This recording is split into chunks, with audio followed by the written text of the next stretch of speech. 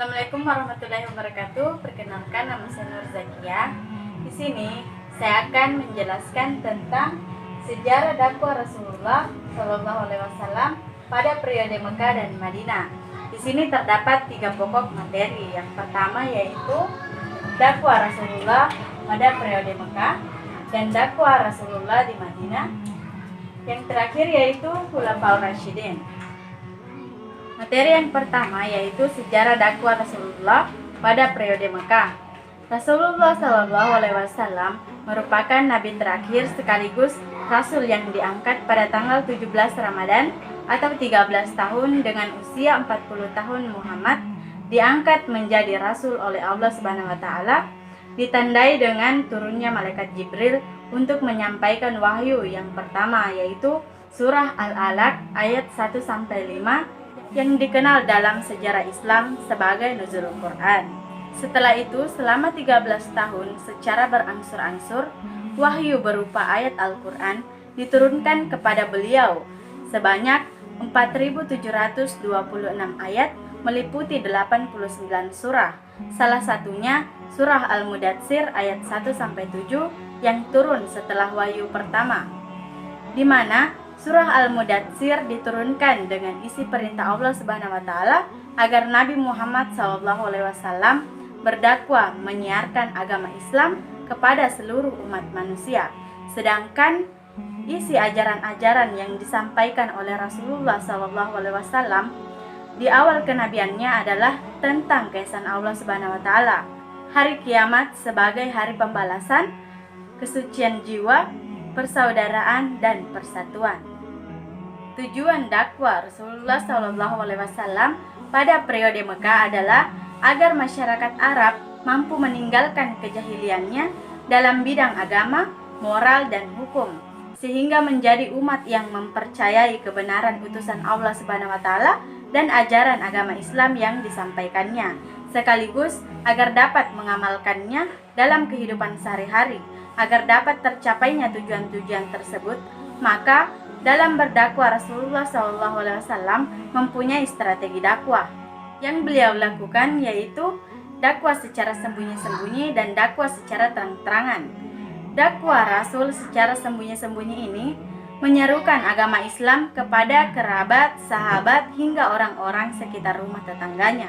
Sedangkan dakwah secara terang-terangan dimulai sejak tahun keempat kenabian setelah turunnya wahyu yang berisi perintah Allah Subhanahu wa taala agar dakwah itu dilaksanakan secara terang-terangan. 2 tahap dakwah Rasulullah secara terang-terangan ini adalah mengundang kaum kerabat keturunan dari Bani Hashim untuk menghindari jamuan makan sekaligus mengajak agar masuk Islam. Sedangkan tahap selanjutnya, Rasulullah SAW mengumpulkan para penduduk Mekah untuk berkumpul di Bukit Safa. Selain itu, Rasulullah SAW menyampaikan dakwahnya kepada para penduduk di luar kota Mekah. Dalam menjalankan dakwahnya, Rasulullah tidak hanya menemukan orang-orang yang mempercayainya sekaligus masuk Islam, melainkan ada beberapa orang yang menolak dan menentang dengan hadirnya ajaran Islam ini.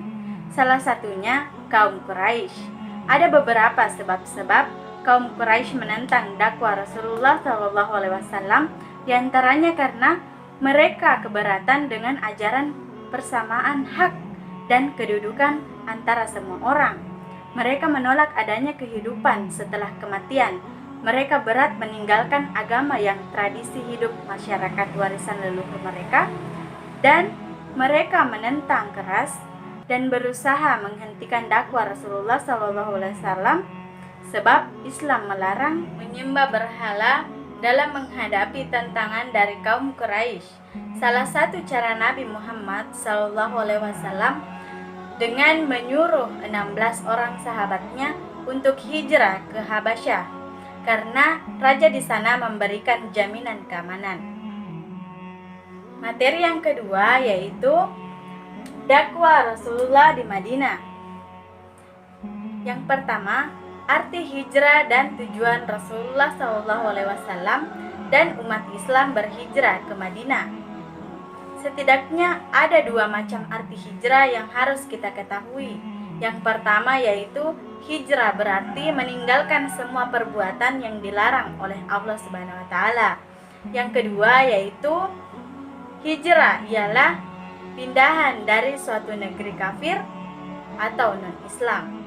Rasulullah SAW berhijrah dari Mekah ke Madinah pada tanggal 12 Rabiul Awal tahun pertama hijrah, bertepatan dengan tanggal 28 Juni 622 Masehi.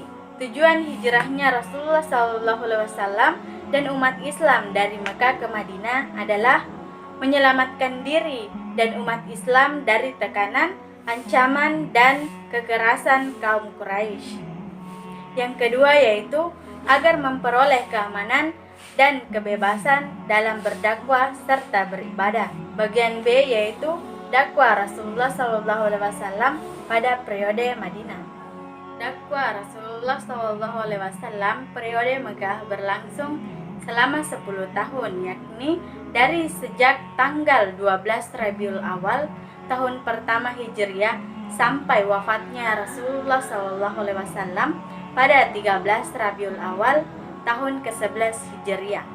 Peperangan-peperangan yang dilakukan oleh Rasulullah SAW dan para pengikutnya itu tidaklah bertujuan untuk melakukan penjajahan atau meraih harta rampasan perang, tetapi bertujuan untuk yang pertama membela diri, kehormatan dan harta. Yang kedua yaitu menjamin kelancaran dakwah dan memberi kesempatan kepada mereka yang hendak menganutnya.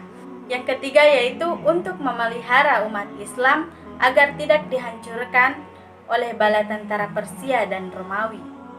Dan pada saat itu terjadi peperangan antara umat Islam dan bangsa Romawi, yaitu yang pertama perang Mu'tah, yang kedua perang Tabuk, yang ketiga yaitu perang Badar.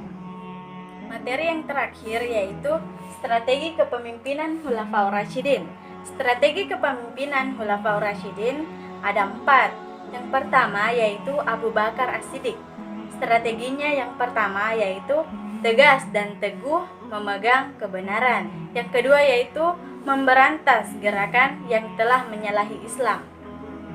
Orang kedua yaitu Umar bin Khattab.